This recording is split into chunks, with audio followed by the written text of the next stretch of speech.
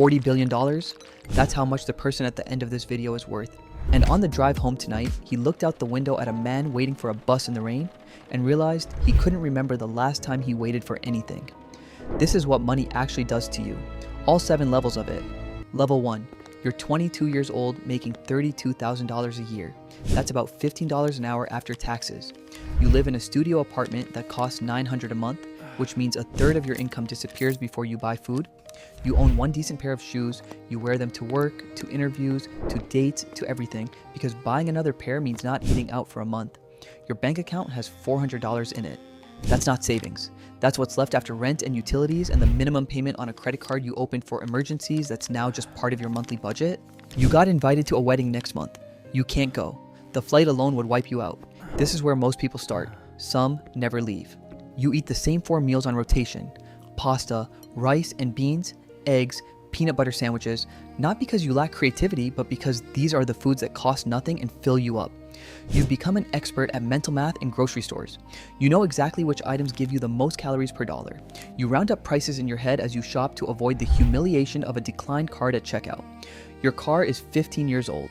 The check engine light has been on for 6 months. You ignore it because a diagnostic costs $80 and the repair could be anything from $200 to $2,000. You don't have either amount, so you drive it and hope. Every strange sound it makes triggers a spike of anxiety because you know what a broken car means at this level. It means losing your job because you can't get there.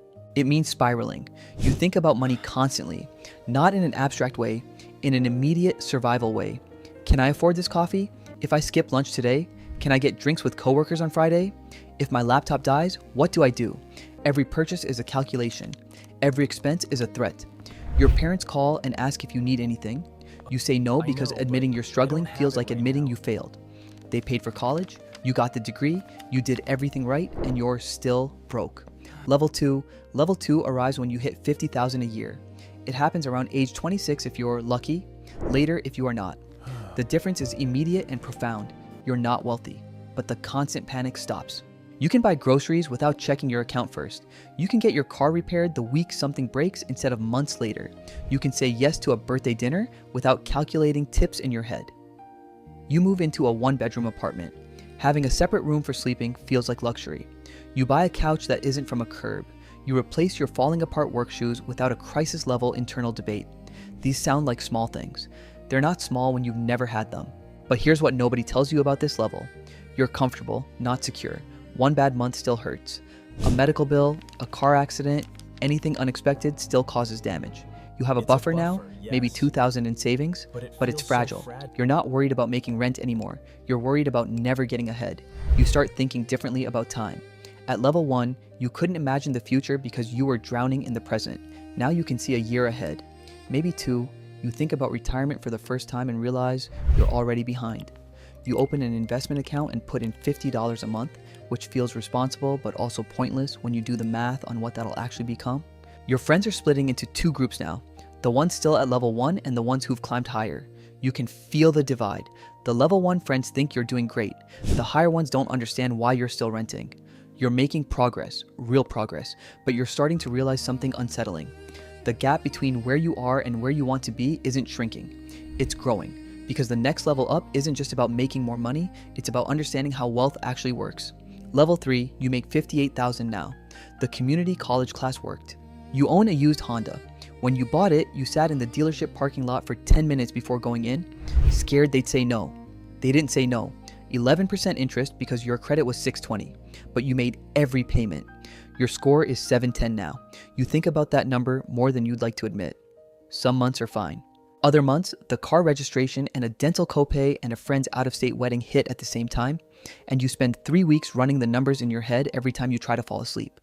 You are stable the way a 3-legged chair is stable. It works. You try not to think about it too hard. Level 4. The house is yours, or it will be in 27 years.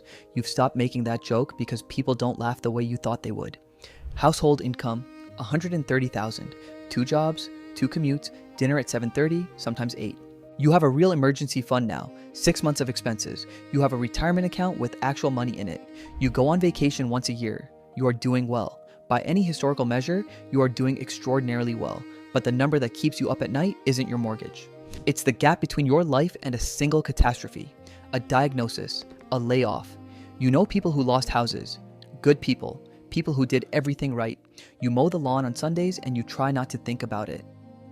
Level 5, you fly business class on long flights now, and you're still not fully used to it. Your net worth crossed $1 million.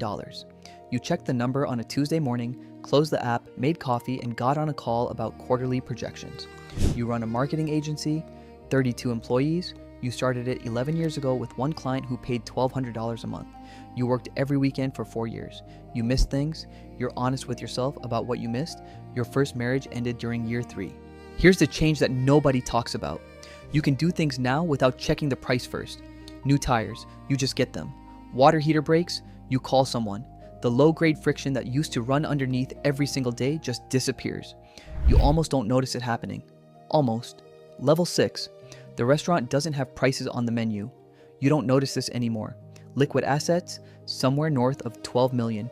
You have a team of people who manage your money, your taxes, your estate planning, the trust for your kids. You pay them to think about problems you haven't thought of yet. You sold your company 7 years ago. You thought you'd feel free. For a while you did. Then you got restless. You invested in 3 startups. 2 failed. 1 is doing well, and you're honest with yourself. You don't need the money. You need the meeting. You need to be in a room where things are being decided. At parties, you've stopped telling people what you do, not because you're ashamed, but because of what happens when you do. The way the conversation shifts, the way certain asks start showing up in text a few days later. Subtle, consistent. You've stopped being surprised by it. Level 7. The foundation meeting runs 40 minutes over. Your afternoon, a call with a senator, a call with the head of a sovereign wealth fund, a briefing on a logistics initiative you've been running in Southeast Asia for 3 years. Your net worth is somewhere between $40 and $60 billion, depending on the markets, which assets you're counting, how the accountants are feeling. The number has stopped meaning anything. It's not money anymore. It's a score on a leaderboard you can't stop watching. You have not stood in a line in 11 years. Not at an airport, not at a restaurant, not anywhere. Your problems are solved before you know you have them. Once, at a conference, you made an offhand comment that got clipped and circulated, and a sector moved 2% before your team could put out a correction. You think about that sometimes? The distance between your words and the world. Your children are adults now. They struggle with the question that money can't answer. Did they earn any of this, or did they just receive it? You don't know how to help them. Your path was different. You can't hand someone the hunger that built you. On the way home tonight, after the senator, after the sovereign wealth fund, you look out the car window. A man is waiting for a bus in the rain, collar turned up, checking his phone. And you realize you cannot remember the last time you waited for anything. You're not sure if that's freedom or something else entirely. The car moves through the rain. You don't know his name, he doesn't know yours. Both of you are heading home.